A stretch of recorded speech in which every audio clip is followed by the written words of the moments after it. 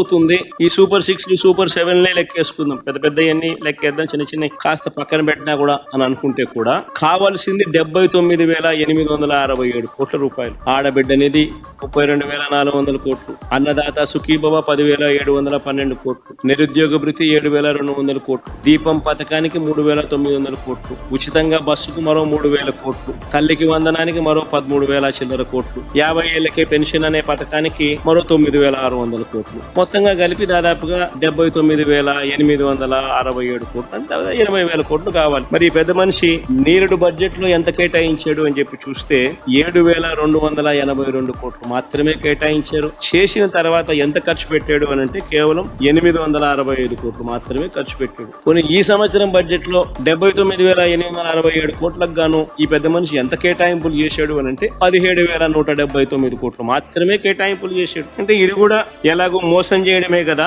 అనే పద్ధతిలో జరుగుతా ఉంది. బాబు షూరిటీ, మోసం గ్యారంటీ అన్నదానికి నిదర్శనాలు ఇవన్నీ కూడా.